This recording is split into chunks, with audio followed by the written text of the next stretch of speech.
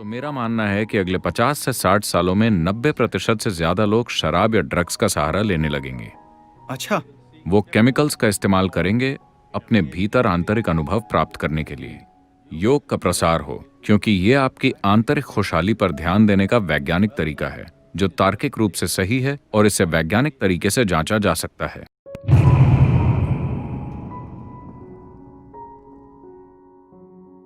तो दुनिया ऐसे मुकाम पर पहुंच रही है जहां इंसान की बुद्धि इतनी तीव्र हो गई है जैसे पहले कभी नहीं थी। पहली बार ज्यादातर लोग खुद के लिए सोचने में सक्षम हैं। इसका मतलब है कि पहले कोई पुजारी या पंडित या कोई धर्म ग्रंथ आपके लिए सोचता था। आज लोग खुद के लिए सोच रहे हैं। जब लोग खुद के लिए सोचना शुरू कर देते हैं तो वो सवाल पूछने लगते हैं। एक बार जब सवाल पैदा होते हैं तो इससे कोई फर्क नहीं पड़ता कि कोई बात किस धर्म ग्रंथ या सत्ता से आ रही है। जब तक वो आपको तर्क संगत नहीं लगती, वो ढहने वाली है। इस मायने में सारे स्वर्ग ढह जाएंगे अगले 25-30 सालों में। अगली पीढ़ी किसी बात को सिर्फ इसीलिए स्वीकार नहीं करेगी क्योंकि वो किसी खास धर्म ग्रंथ या सत्ता ने कही है।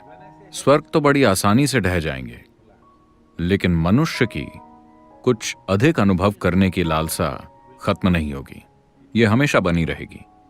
इस वजह से ये अब बहुत जरूरी हो गया है कि योग का प्रसार हो, क्योंकि ये आपकी आंतरिक खुशहाली पर ध्यान देने का वैज्ञानिक तरीका है जो तार्किक रूप से सही है और इसे वैज्ञानिक तरीके से जांचा जा सकता है। अगर आप इस तरीके से आंतरिक खुशहाली नहीं लाते हैं तो मेरा मानना है कि अगले 50 से 60 सालों में 90% से ज्यादा लोग शराब या ड्रग्स का सहारा लेने लगेंगे।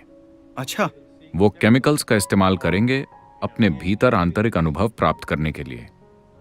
अगर आप उन्हें मौका ही नहीं देते कि कैसे वो अपने भीतर परमानंद में रह सकते हैं, अगर आप वो संभावना पैदा नहीं करते, तो यही होगा। जब मैं शराब और ड्रग्स की बात कर रहा हूं तो मैं इसके बारे में नैतिकता का सवाल नहीं उठा रहा। लोगों की एक पीढ़ी के तौर पर हमारी सबसे बुनियादी जिम्मेदारी ये है कि आने वाली जो पीढ़ी हम बना रहे हैं वो कम से कम हमसे थोड़ी बेहतर हो। अगर आप एक ऐसी पीढ़ी बनाते हैं जो हमसे भी गई गुजरी है, तो एक पीढ़ी के तौर पर हम असफल रहे हैं। और बिल्कुल ऐसा ही होगा अगर 90% लोग शराब और ड्रग्स में डूबे रहेंगे।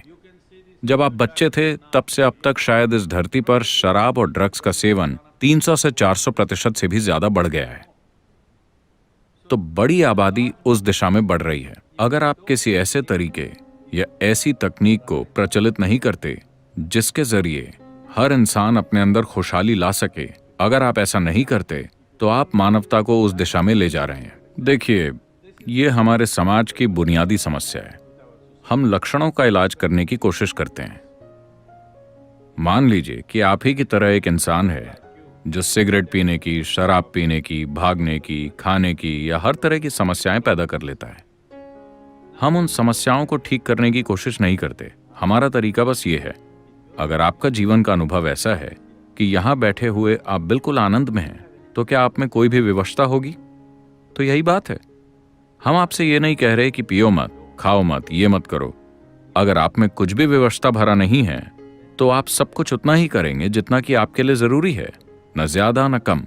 ये समझदारी भरी दुनिया है।